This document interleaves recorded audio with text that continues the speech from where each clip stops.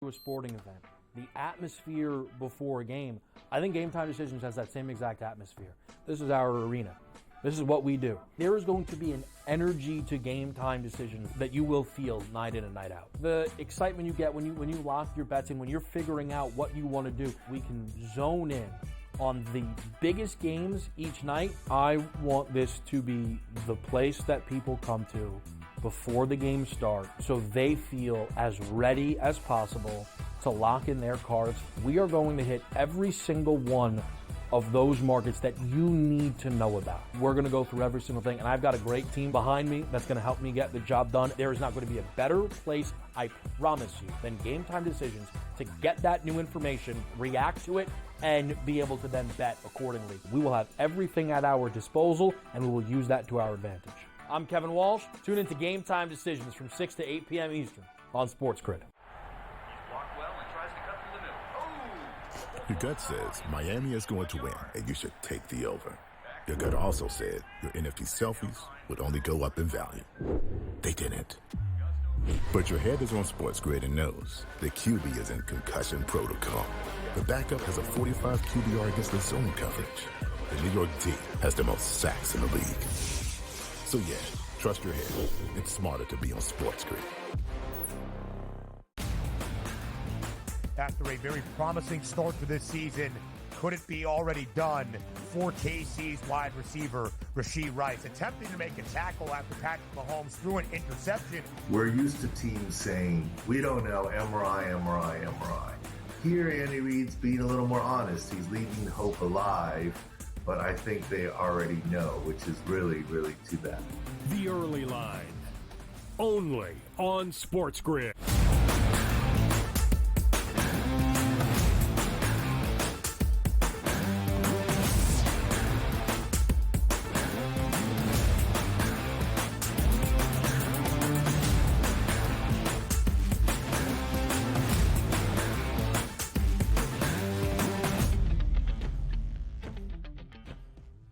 Hello and welcome to a Tuesday live right here on the Early Line on SportsGrid and all across the SportsGrid network. That includes sportsgrid.com/watch, where you can find your favorite destination and consume everything all across the grid. He is Joe Ranieri. I am Ben Stevens. We are here together for the next 3 hours up until 11 a.m. Eastern Time. Not just a Tuesday, but the first Tuesday in October. The first day in October, which signifies a lot on the sports calendar. We are done with the opening month of the NFL regular season. Week number 4 coming to a close with a doubleheader of football games on Monday Night Football. In the opening day of October, Joe, is the first day of playoff baseball officially. Our 4 wild card series start today, and that includes 2 series that will feature both the Braves and the Mets. They split the doubleheader. We'll tell you how it went down yesterday in Atlanta to officially end the MLB regular season and solidify the National League playoff picture. All of that, Joe, as we preview everything you need to know around the MLB postseason over these 3 hours. Sounds like we're in October, Ben, because only in October will you have that many things going on at the same time. And, if the playoffs deliver anything like the Mets and the Braves did yesterday, buckle up. Going to be a heck of a month here, Ben. Yes, it certainly will be. Can those wild card teams stay hot in the MLB postseason as we have seen the expanded playoffs the last 2 years around Major League Baseball? But we start with the doubleheader from Monday Night Football in Detroit and in Miami. Let's start with the nightcap in the better of the 2 games, the Lions and the Seahawks. Seattle entered unbeaten, a perfect 3-0 through its opening 3 weeks. But Detroit and Seattle, its first loss of the year, 42-29 in a high-scoring affair that featured perfection out of Jared Goff. 18 attempts, 18 completions for Detroit's quarterback as they cruise past Seattle, 42-29. Joe, covering as a 4.5-point home favorite. Total of 46.5. Sky's way over. Yeah. And let's not forget, he also caught a touchdown too, Jared Goff. So it was quite the evening for him there. It just goes to show injuries, I thought, were going to be the big concern in this game. They proved to be a big problem for Seattle on the defensive side of the ball. But it just goes to show you, Seattle is not a team that can play from behind and try to play catch up. They need to be playing from in front. We need to remember that moving forward. We will talk about the Seahawks and maybe their slightly exaggerated 3-0 start based on competition. But Detroit now 3-1, much like the Hawks, and they have covered in all 3 victories, booked as the favorite. Detroit, the best cover team in the National Football League since Dan Campbell took the reins in the Motor City back in 2021. Our reactions from the Motor City and our reactions from Miami, whether it's Skylar Thompson, Snoop Huntley, Tim Boyle, it doesn't matter for the Dolphins right now. The offense stagnant in South Florida. And the Titans, winless after 3 weeks, entering last night, pick up victory number 1 of the season. 31-12, outright as a short underdog in Miami against the Fins. Total of 37.5 does go over. Tennessee taking advantage on the offensive side. A solid ground game where whether it was Will Levis or Mason Rudolph, the QB's not asked to do all that much. Yeah, 1-6 now without Tua under center, who clearly makes a difference for this Miami Dolphin offense. And when the Dolphins didn't get 100 yards of total offense until the fourth quarter, it makes it very difficult to win games, even against a backup quarterback and Mason Rudolph with your rookie quarterback on the sideline. Maybe a QB controversy we'll talk about later. Using a slight injury to sideline Will Levis, perhaps to just elevate Mason Rudolph, because that is the smart decision. Before Levis was injured, diving for a first down and injuring what appeared to be his right throwing shoulder, he threw yet another interception. His 6th interception in about 3 games and a quarter, a turnover machine this year. But after Mason Rudolph takes over, steadies the ship, Tony Pollard, a big night for the Titans in Miami as Tennessee gets its first victory of the year outright as an underdog. Now let's get to the official final day of the MLB regular season. A doubleheader in Atlanta between the Mets and the Braves, and what a wild game number 1 it was. The Mets clinch a playoff berth with an 8-7 victory. All right, a 1-run game, but not even that simple. The Braves had a 3-0 lead entering the 8th. Spencer Schwellenbach, the rookie, sensational on the bump once again, but Tyrone Taylor hits a double to lead off the 8th inning. Schwellenbach gets pulled. The Mets take advantage. They score 6. They lead 6-3 into the home half of the 8th. Enter Edwin Diaz, who has struggled this year. Ozzie Albies with the bases jacked, hits a bases clearing 3 RBI double. Atlanta back in front, 7-6. You can see playoff hopes and playoff dreams either on the rise or dwindling in that moment. Top of the 9th. Francisco Lindor back for New York, a 2-run shot, clinches the postseason for the Mets. Game number 2, the Braves open up as nearly a $5 favorite with the ace and the National League Cy Young winner soon to be, Chris Sale on the bump. He gets scratched with back spasms, but the Braves still hold on for a 3-0 victory in the second leg of the doubleheader. They split in the A, both the Mets and the Braves, into the postseason. Yeah, so where are all those people that tell me baseball is boring? This is why you watch baseball. That might have been the most entertaining 2 innings you will see in your lifetime when it mattered the most. And, boy, the Mets in Atlanta delivered, but it was kind of anticlimactic after that because once we realized Sale wasn't pitching the second game and the Mets really weren't planning on playing anybody, you kind of knew we were heading towards the split, the split one way or the other. I can't imagine being a Diamondback watching that game. I can't imagine what that was like.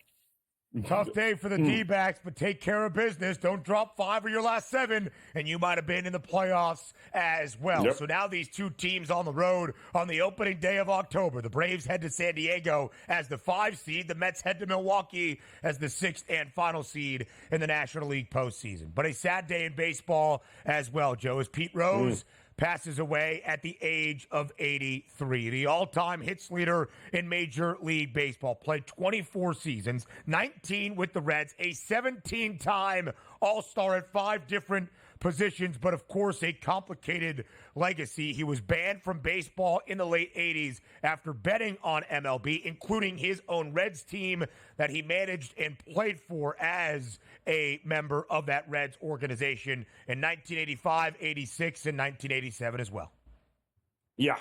And the ironic and sad part of all of this is that I am sure within the next year or so, he will be entered into the Hall of Fame. Yes. So and we all kind of knew it too. We've been saying it for years that unfortunately he's going to have to pass away before he ever sniffs the Hall of Fame. And I think that's what's next. But one of the all-time greatest baseball players ever, another one not in the Hall of Fame. 4,256 hits. You can argue about his legacy, but his impact on the actual diamond, there is no better when it comes to getting on base. NFL injury news now. Christian McCaffrey, Achilles tendonitis in both legs. And that is something for San Francisco. For the Chiefs, they await the official confirmation of Rashee Rice's injury. But again, it seems to be a season-ending knee injury that he suffered on Sunday in L.A. Yeah, well, we said it, right? The minute we heard McCaffrey was flying to Germany, there was something else going on there, Ben, and we knew it.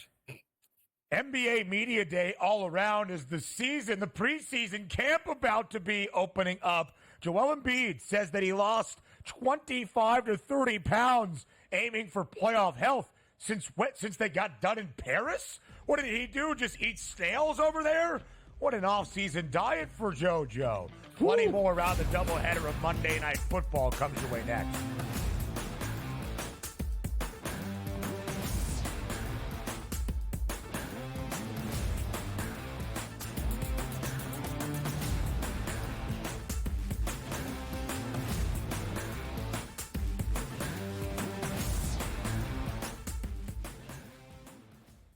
Anyone that's been to a sporting event, the atmosphere before a game, I think Game Time Decisions has that same exact atmosphere.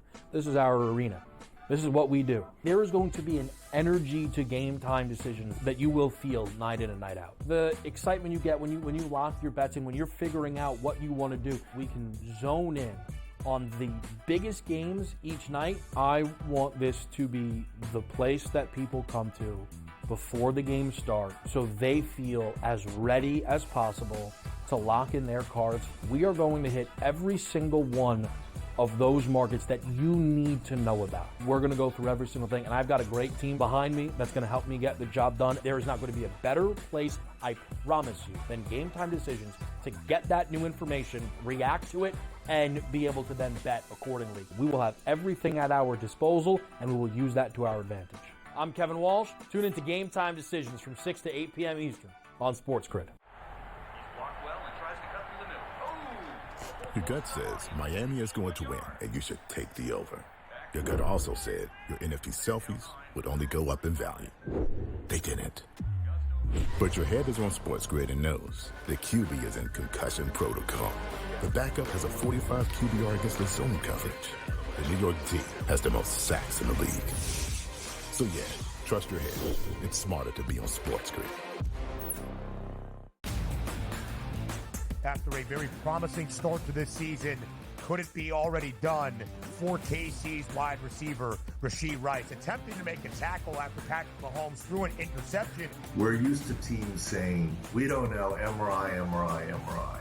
Here, Andy Reid's being a little more honest. He's leaving hope alive, but I think they already know, which is really, really too bad. The Early Line, only on SportsGrid.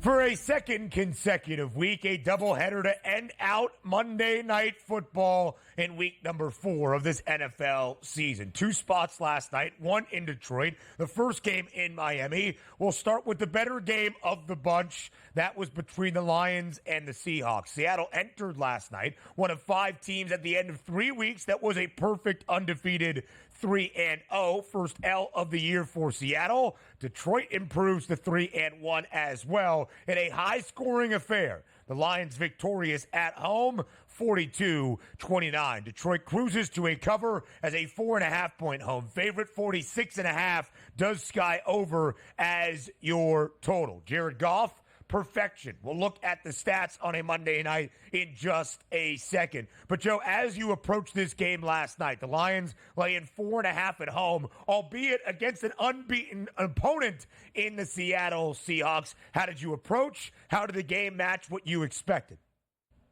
So it was 3.5 for most of the week for Detroit, Ben. Yep. And then we started to get confirmation on just how banged up that defensive front of the Seattle Seahawks were. They were missing a lot of very key pieces there. We also learned late that Brian Branch, their leading tackler for Detroit, their safety and his backup were going to be out. So we didn't, you thought maybe the over was the right side in this, given the fact that both teams offensively have enough firepower to keep up. But the ultimate takeaway from me in this game was the fact that Seattle needs to win by playing from in front. They were behind 2 scores in this game almost immediately, Ben, and it forced them to play catch up and not play the style of football where they could take the game over with the running game. And that was kind of the problem. The minute you have Geno Smith having to bring you back from 2 scores the whole game, it's a recipe for disaster, and it was a disaster, unfortunately, in the final 10 minutes in the fourth quarter there, where they just had to punt and then kept turning the ball over, and that was all she wrote, is they could not stop with those defensive guys missing on the defensive front. They just could not stop the running game and Jared Goff last night. And, Joe, you saw the injuries exposed along that defensive front for Seattle early in the game plan that Ben Johnson and Detroit unveiled offensively. Even without their all-pro center in Frank Ragnow, they ran the football. David Montgomery first, Jahmyr Gibbs. They took that early 2-touchdown lead. And Seattle, down a score in the opening quarter, was driving, moving the football well down the field. DK Metcalf fighting for extra yards, popped by Jack Campbell, the second-year linebacker out of Iowa, resulted in a fumble, set Detroit up inside the red zone. They take advantage for that 2-touchdown lead rather early. Joe, when we look at the Lions, you're right, 3.5-point spread, then moved to 4.5 later in the week. Did not matter. Detroit covers, of course, both of those numbers rather comfortably. And Detroit has been covering numbers rather comfortably under Dan Campbell. It started when Detroit was an underdog basically in every game, but more competitive than the odds makers perhaps anticipated. Since Campbell became Detroit's head coach and they started biting kneecaps back in 2021, there has been no better cover team in the National Football League in these 3+ years. Detroit, after the cover last night, now 40-18 against the spread since the start of 2021. That's a cover percentage of 68.9%. The only cover percentage in the NFL at 65% or better. All right, they were an underdog early. Well, since the start of a season ago, they've been a favorite in all 4 games this year, both 3-1 straight up and against the spread. They were favored 16 times a season ago. They were 11-5 against the number. That's 14-6 ATS since the start of last season. In 20 games, Joe, booked as the favored side. It's mind-blowing, but it also goes hand in hand with the fact that Jared Goff is the most profitable quarterback in the NFL against the spread dating back to his rookie year. 74, 53, and 2 is what Jared Goff is as a quarterback in the NFL. It's kind of mind-blowing, but he's never really gotten the hype. The market has never, ever thought of him as like they would have thought of a Tom Brady or an Aaron Rodgers or Mahomes. And yet he's got a better ATS record than them all, Ben. And it goes to show that Detroit, they had lost 6 straight to Seattle heading into that game last night. 6 straight Seattle had beaten them. And then the injuries just finally caught up to them. And Detroit, I think the future is bright this year for them, provided they can stay healthy. Yeah. And we'll look at the season outlook for the Lions in just a moment. Now, primetime perfection out of Jared Goff, setting an NFL record for a full incompleted game with the most attempts and the most completions, 18 for 18 last night, 292 yards, 3 total touchdowns. What did Jared Goff do? Sneak into the end zone from the half-yard line? No, he caught a touchdown pass from Amon-Ra St. Brown, becoming the 8th duo in NFL history to both throw a touchdown to one another. Amon-Ra St. Brown also caught a score last night, had 45 receiving yards. And Joe, as we said, there was a time last year when we looked at Jahmyr Gibbs not getting as involved early on for this Lions offense. Why are they giving the ball strictly to David Montgomery? There is no competition anymore. Both of those backs, a huge component of this Ben Johnson offense, in both performing week in, week out, both finding pay dirt last night. Gibbs 2 touchdowns, Montgomery 1. And 2 different style runners that both bring a totally different set, if I'm on the defense, of issues and matchup nightmares. I mean, just look at that. Those primetime players, look at the names and the lists. I mean, can you imagine being a defense week in and week out and trying to figure out, all right, which one of these guys do we shut down or take away? Good luck trying to figure that one out, Ben.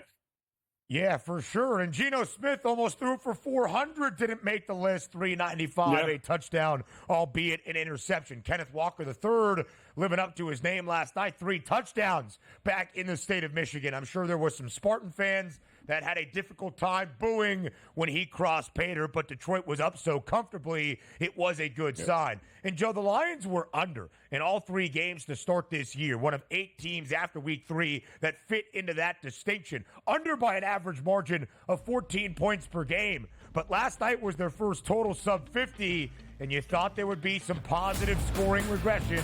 There was. Well over. Season outlook for both Seattle and Detroit next.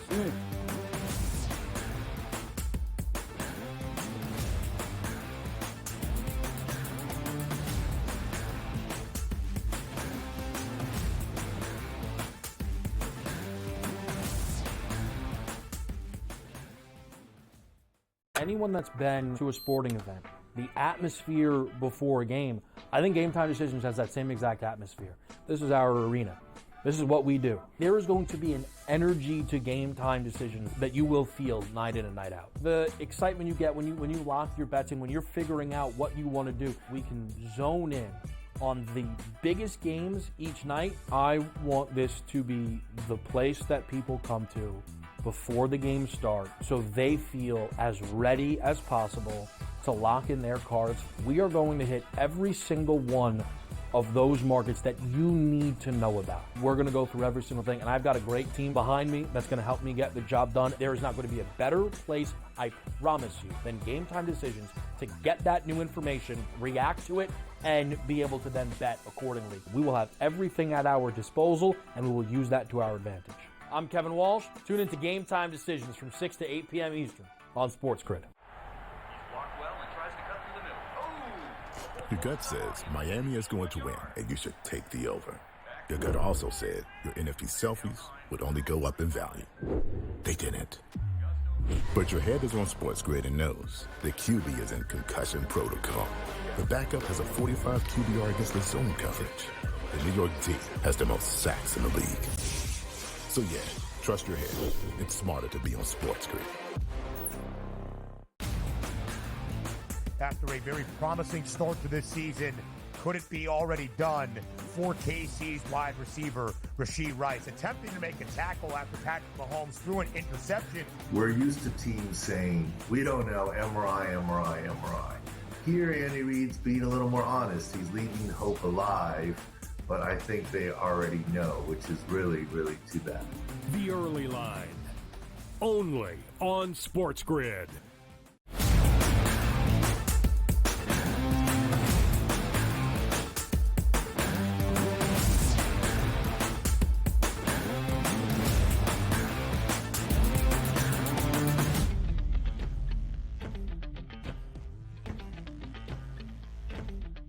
Right. The season outlook for both teams facing off on a Monday night in the Motor City. We'll get to Detroit in just a second because the odds optimistic as the preseason expectation was for these Lions. SOL, not the case anymore unless you compare the same old Lions to 2023. Seattle, though, Joe, entered last night after week 3 as one of the 5 undefeated teams that started 3-0. As we had the discussion yesterday, and I'm sure many others in discussing Monday Night Football, were the Seahawks truly a solidified 3-0 team? Your record is what it states, but when you look at the quality of opponent that Seattle had beaten in 3 straight to start 3-0, you could maybe poke a couple of holes in the resume.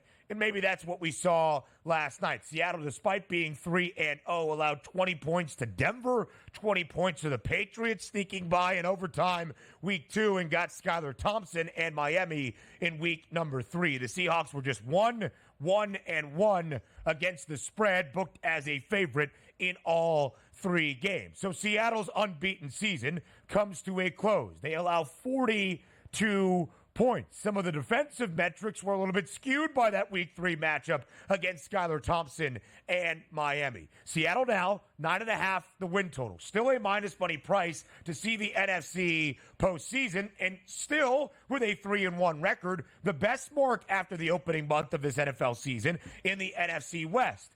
Did your view of Seattle change at all based on the result of last night?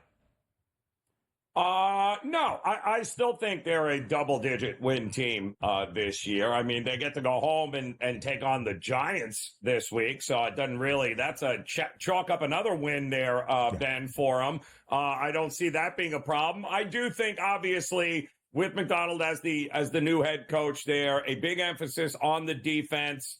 A ton of backups there last night. And they did the best, they hung in there on the road in a very, very tough environment the best they could. But I do think when healthy, Seattle's going to win 10 games this year, Ben. I don't see any path in which, unless things get hard off the rail, that big 3 of Geno, you got your running back, you got not 1 but 2, but maybe even 3 wide receivers. You got a tight end. You've got everything they need to score with the best of them in the NFC. I don't think they'll have a problem getting to 10 wins, provided that defense stays healthy enough. You saw the 9.5 win total for the Hawks. The under actually has a slight bit of juice at minus 124. Pretty similar to the price for Seattle to see the NFC playoffs at minus 114. They have put themselves in position. It doesn't matter if you beat bad teams as long as you beat them. And at the end of the road, your record is going to be what is the differentiating factor, of course, to see the NFL postseason. Now to Detroit. 10.5 the win total for the Lions, a team that went over that a season ago, a team that won a division for the first time in 3 decades a season ago, a team that entered this year, Joe, as the divisional favorites, but now it's Minnesota in front of the Lions. The unbeaten Vikings, one of 2 remaining undefeated teams at 4-0, 20 cents in front of the Lions at plus 125. What is your overall season outlook for Detroit? Yeah, I still think Detroit is going to be there. I mean, you saw last night their ability to be able to do what we thought they could do on any given night. It took them a little while, started off slow, like you said, a lot of unders for Detroit thus far, but them playing more than three quarters of their games indoors again this year with Jared Goff and that speed and that offense. Yeah, no way. Aiden Hudson's an absolute wrecker in the backfield there for teams. I think they have no problem eventually overtaking Minnesota and winning the division, as well as more than 10.5 games. So they won 12 games a season ago. You see the playoff price at minus 300. Minnesota off to such a strong start and has earned every bit of their perfect 4-0 beginning. The Vikings updated win total 11.5. The under has the heavy juice. Detroit remains at 10.5. The over had the juice entering the year. It's where it still stays at minus 122. Both teams expected to be around 11 wins. That might be what it takes to win the NFC North. Green Bay is going to be there. Chicago, and even 500 at 2-2 as well. And Joe, ultimately, as we'll hear from the public to start off our 3rd and final hour of the show on this Tuesday, I think the questions for Detroit, not can they win a 2nd consecutive divisional crown, not can they see the postseason for the 2nd straight year, but can they get back to the NFC Championship, and can they clean up the mistakes allowing themselves a Super Bowl appearance? Those are the questions in the Motor City. The first game on Monday night in Miami next.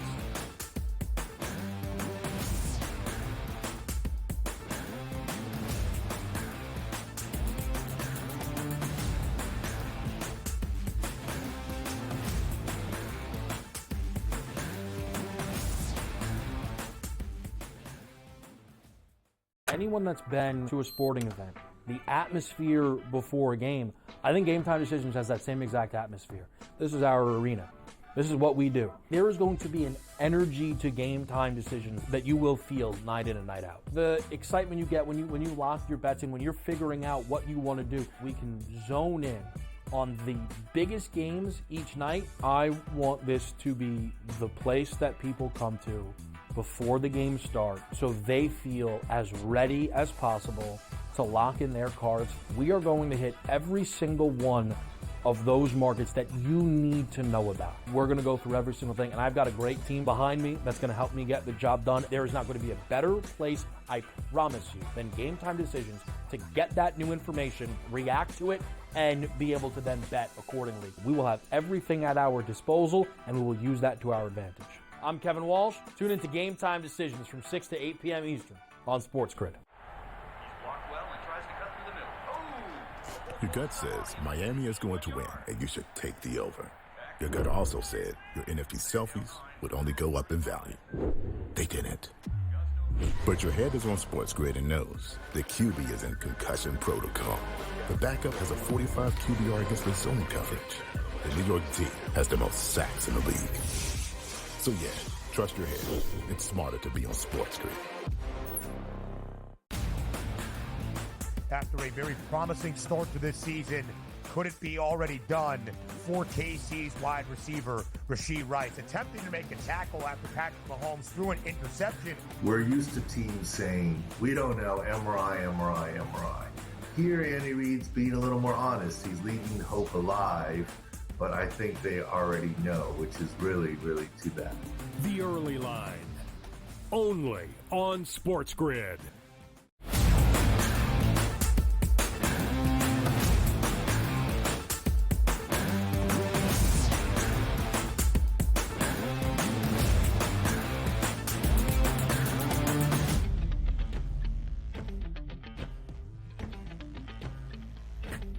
We had an expectation that the opening game of 2 on a Monday night to end out week number 4 might not be the prettiest football game we have ever seen. It was Will Levis versus Snoop Huntley, and then it wasn't Levis, it was Mason Rudolph versus Snoop Huntley in an old AFC North rivalry from Rudolph's days in Pittsburgh and Huntley's Pro Bowl days in Baltimore. Joe, my task for this game was for the Wonder Boy, Mike McDaniel, knowing Snoop Huntley was going to be his quarterback for a full week, designing an offensive scheme like we've seen his buddies, Matt LaFleur, do with Malik Willis on about the same amount of notice.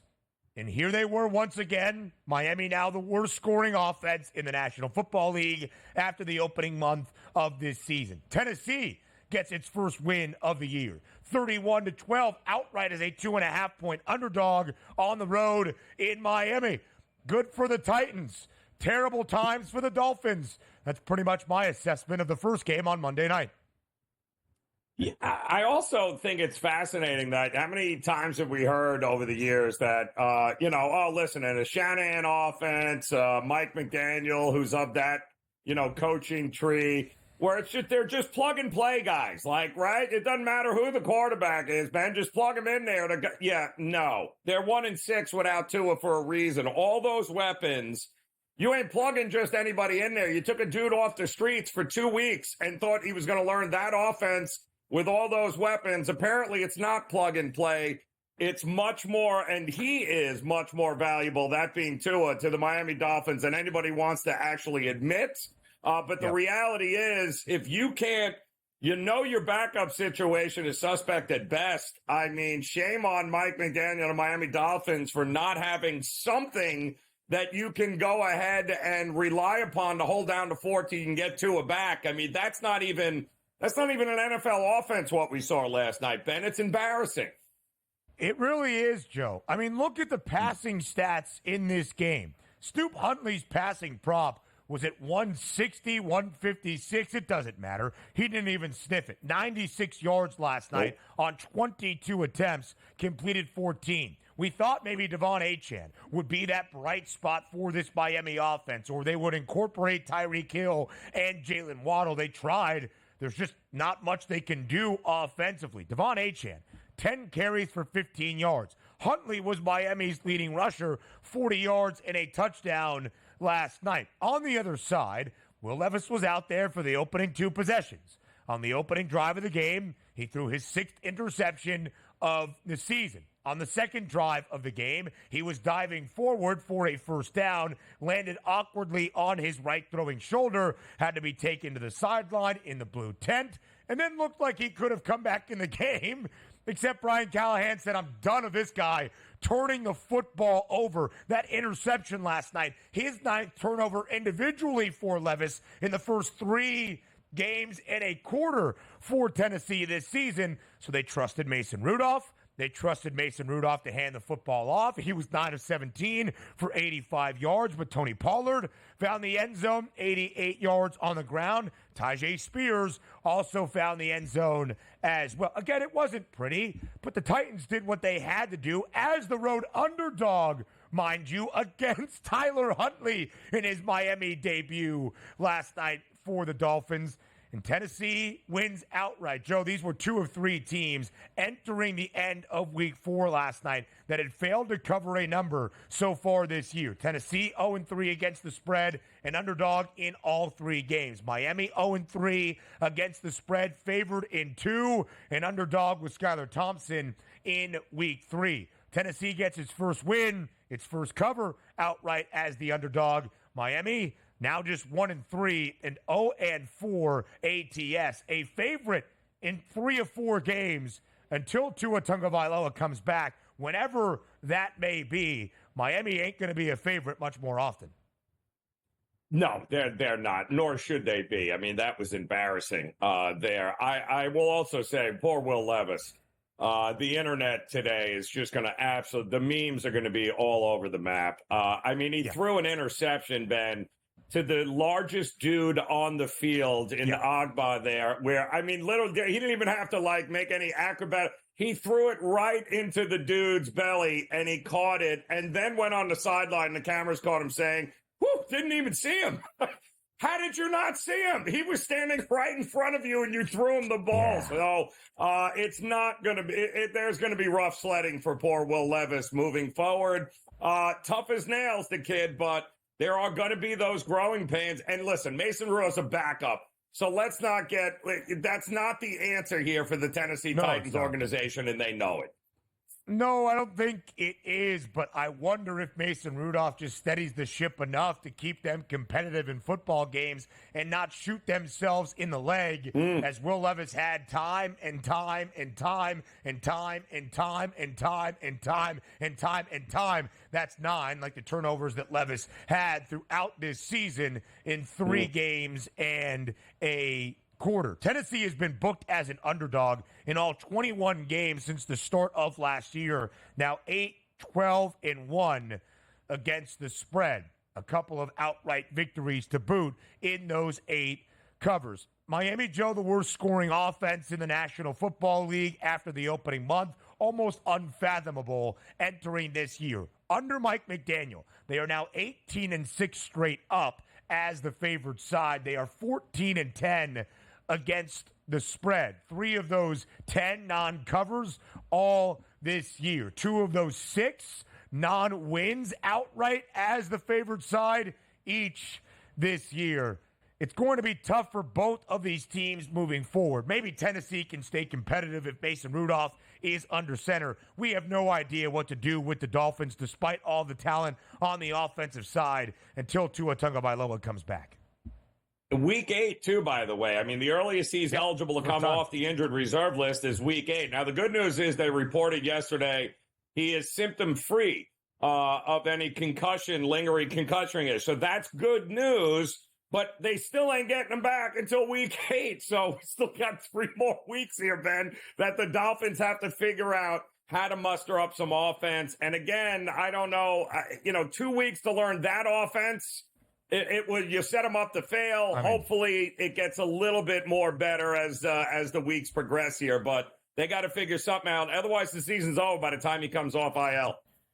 And when you look at the odds right now, Joe, for the Finns, the season might already be over. The win total off the board, because I don't think the FanDuel Sportsbook has any idea how to set that number right now for Miami. Playoff price is plus 235. We expected, and again, a lot of this is based on health, and anytime you lose a quarterback, your entire season is going to change. It feels a little bit different in South Florida because of the uncertainty around head injuries and how it had plagued Tua Tagovailoa in 2022. But, Joe, the question for Miami was not could they earn an AFC playoff berth, either contend for the AFC East or another wild card spot as they had in each of the previous 2 years under Mike McDaniel, but could they snap a nearly 2.5-decade-long postseason drought of winning a game? Miami's last playoff victory back in the year 2000, it does not seem as though they'll even have a chance to rectify that issue for this Finns franchise this season. No. And again, shame on the organization with Greer and others there, knowing full well, Ben, how long have we known about the possibility of a concussion issue with Tua now? What, 2 years? And you've done nothing. You have no plan B. Zero plan B. Skylar Thompson was your plan B? And that's it. It's shame on the front office for putting this team in this spot here right now, because the season could very well be over after the next couple of weeks. Meanwhile, for Tennessee, 6.5 is the win total. The under has the juice. It's the fourth lowest win total in the NFL. Maybe Tennessee can win a couple of games this year. Feels like that's the season outlook for the Titans. More around the National Football League next.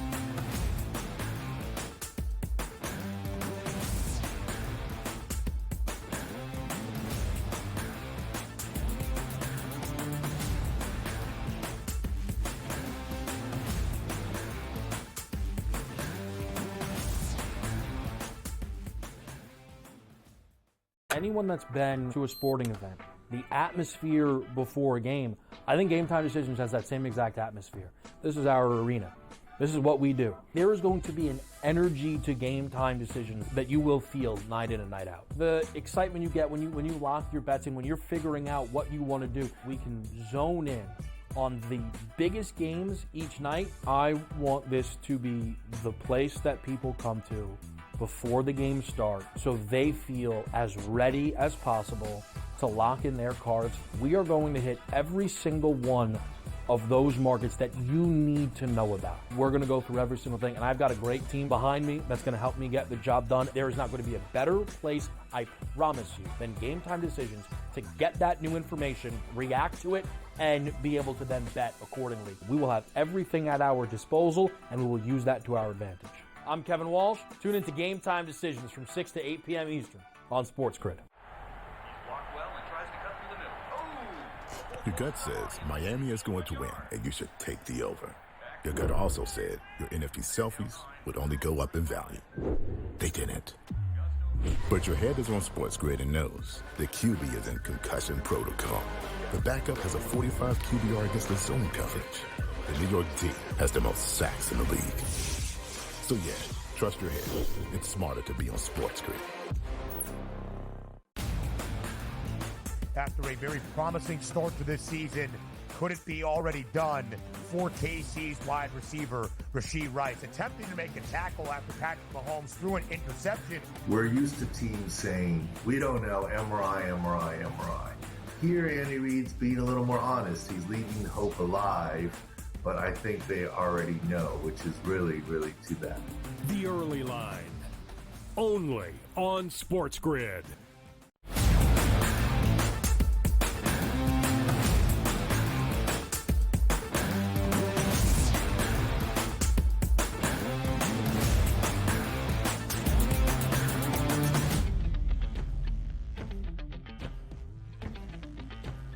Joe, as we shared last week when you and I were here on a Tuesday recapping the end of week number 3 around the NFL, as we get done with one week, we look forward to the next. And that means practice reports and injury updates from the weekend that was as you project the days to come. And the update around Christian McCaffrey was that he was not even going to be stateside. He was going to fly to Germany to see a specialist to deal with the Achilles tendonitis that had been placed on IR for the San Francisco 49ers. Well, a further update last night from ESPN's Adam Schefter is that he is dealing with Achilles tendonitis not just in one leg, but in both legs. So maybe he's going to Germany to get answers on this, but there does not seem to be an end in sight for Christian McCaffrey. The IR stint that is up to 4 weeks could be continued beyond. Now, Jordan Mason has been fine. The Niners handled business as a double-digit favorite against the Patriots on Sunday to improve to an even 500, 2-2. But when you're losing the best offensive player in the National Football League, at least he won Offensive Player of the Year a season ago, it's never a good sign, and it's never a good sign when uncertainty clouds the situation. Yeah, so it's kind of crazy how this worked out, right? It's been bothering his one leg for a while, and because of that, he's been, unbeknownst to him, overusing the other leg to compensate for the pain in the right leg, and now he's created tendonitis in both of them, but it still is the only one leg that seems to be bothering him. But here's the other problem they keep saying. There's nothing you could do except rest this. That's the only treatment. If there's no tears and nothing requires surgery, then the only thing that is going to help this is basically resting it and not playing NFL football. So who knows, Ben, when he's coming back at this point. And if it's worth it, because if he comes back and he pulls it, then what? We're into next year before we can see him again? Yeah, that's the fear, right? Anything that could lead to a rupture of the Achilles. Yep. I'm not a doctor. I don't know how tendons necessarily work. If it's overextended, does it give you a higher probability of rupturing the entire thing, which sidelines you forever? And although Christian McCaffrey is a unicorn, he's getting up there just a little bit as a running back. How detrimental would that be? I think worth it is the conversation I am sure they are having internally with the 49ers. I'm sure CMC is debating with his team, with the organization. It's just not a good story for San Francisco at this moment. And again, Jordan Mason has been really, really solid, 100+ in 3 of the 4 games for San Fran this year. Overall, Joe, the 49ers still remain the favorites to win an NFC championship despite an uneasy start at 2-2. They're plus 380. We have seen this number be closer to $2.50 throughout this season already, but still plus 380. They're nearly $2 in front of a Detroit team that we just sung the praises for a little bit ago, plus 550 for the Lions, second best price. Philadelphia, 2-2, plus 650, and the undefeated Minnesota Vikings, the best record in the NFC, at plus 750. Knowing that there is some uncertainty around the 49ers. Yes, they looked a lot healthier on Sunday against New England. Deebo Samuel, George Kittle, back for that offense as well. Joe, do you believe you can buy into the Niners' price at this time? No, I don't, unfortunately. And that's the scary part. That was part of the reason why I actually made them one of my survivor picks this week, because I don't know what this is going to be. Yeah. We said it last week, Ben. Why is he going to Germany? There's something else going on here. And I don't think the 49ers at any point thought there was a possibility they'd have to run the tables this year without McCaffrey in uniform and on the field here. And that is becoming, it sounds like, a very big reality to them right now. We're talking about what? The Offensive Player of the Year? We're not talking about a dude you can just throw different guys in there and be like, oh, he's easy to replace. He's not easy to replace here. And that means they become a little less potent in a very crowded NFC right now. So I'm not optimistic with the 49ers until they can figure out what's going on with McCaffrey. as a collective, we have diminished the value of a running back. You would think that's even more demeaned in a type of offensive scheme like Kyle Shanahan. Heck, we did the same to Brock Purdy, the most important player on the field at the QB spot because of Shanahan's scheme and all the talent elsewhere.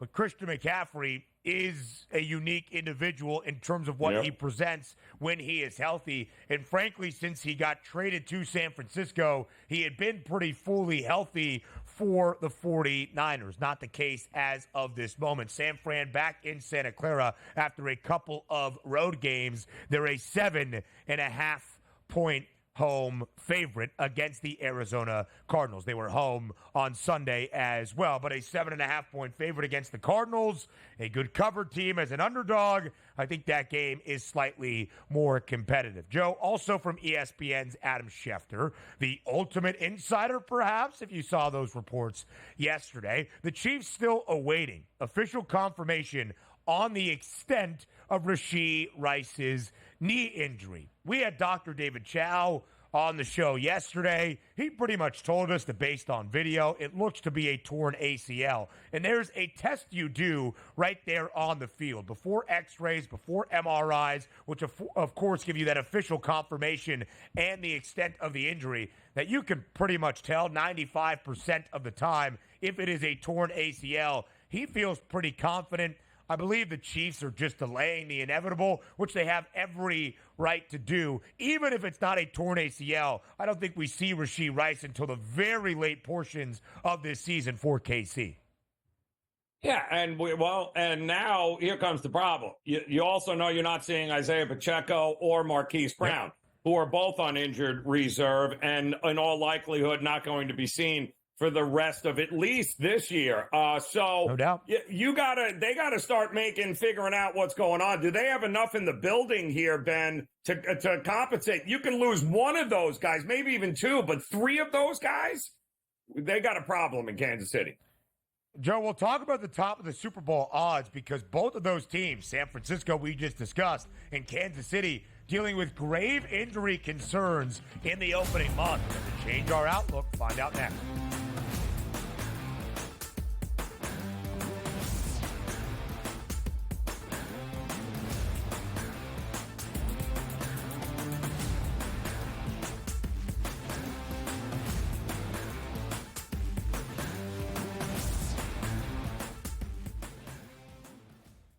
Anyone that's been to a sporting event, the atmosphere before a game, I think Game Time Decisions has that same exact atmosphere. This is our arena. This is what we do. There is going to be an energy to Game Time Decisions that you will feel night in and night out. The excitement you get when you lock your bets in, when you're figuring out what you want to do, we can zone in on the biggest games each night. I want this to be the place that people come to before the game starts so they feel as ready as possible to lock in their cards. We are going to hit every single one of those markets that you need to know about. We're going to go through every single thing, and I've got a great team behind me that's going to help me get the job done. There is not going to be a better place, I promise you, than Game Time Decisions to get that new information, react to it, and be able to then bet accordingly. We will have everything at our disposal, and we will use that to our advantage. I'm Kevin Walsh. Tune into Game Time Decisions from 6 to 8 p.m. Eastern on SportsGrid. Your gut says Miami is going to win, and you should take the over. Your gut also said your NFT selfies would only go up in value. They didn't. But your head is on SportsGrid and knows the QB is in concussion protocol. The backup has a 45 QBR against the zone coverage. The New York D has the most sacks in the league. So yeah, trust your head. It's smarter to be on SportsGrid. After a very promising start to this season, could it be already done for KC's wide receiver, Rashee Rice, attempting to make a tackle after Patrick Mahomes threw an interception? We're used to teams saying, we don't know, MRI. Here, Andy Reid's being a little more honest. He's leaving hope alive, but I think they already know, which is really, really too bad. The Early Line, only on SportsGrid.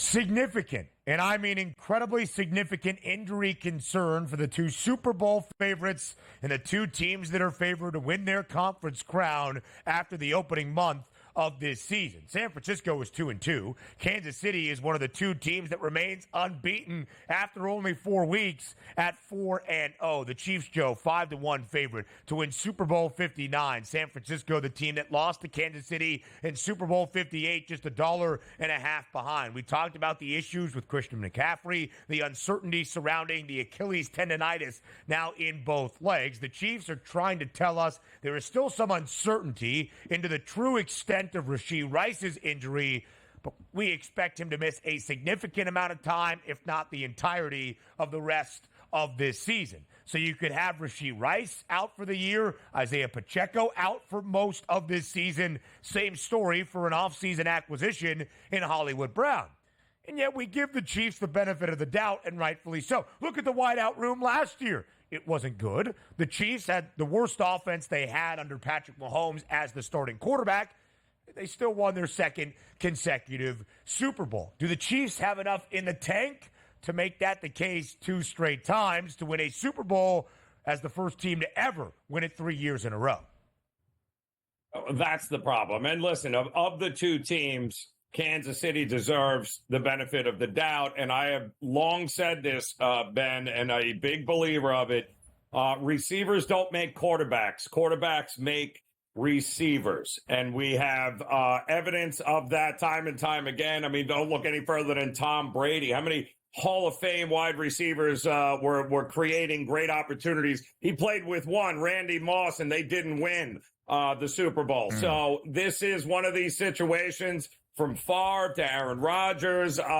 You give Mahomes the benefit of the doubt because he's good enough to take probably guys off the street and make them look real good. I do think you better start investing in a lot of props on Worthy moving forward because I think he's going to get a whole lot of looks here. And Kelsey, it looks like, is starting to warm up here a little bit. Yeah. I trust that Kansas City will figure it out and be okay with all those injuries, more so than I am with the 49ers right now. Yeah, you got to give the Chiefs the benefit of the doubt, and they have the pedigree and the experience, even with a cast and crew that is slightly inferior to our expectations, that they have figured it out before. The rookie Xavier Worthy will be expected to do a ton. Justin Watson now becomes the number 2 wide receiver. Sky Moore, man, if that guy's got anything, we will find out right now, but we would expect a couple of acquisitions, whatever that looks like, for Brett Veach and that KC front office. Let's go to some other injury news. Twice in a span of 4 plays on Sunday, Joe, was Anthony Richardson knocked out of Indy's first win of the year over Pittsburgh. You put in the steady veteran presence of Joe Flacco, you are going to deliver for Indianapolis. He is listed, AR, as day-to-day with both abdomen and hip injuries, but still optimistic he could play on Sunday as the Colts will play on the road in a divisional duel in Duval County against Jacksonville. Right now, Indy listed as a 2.5-point underdog.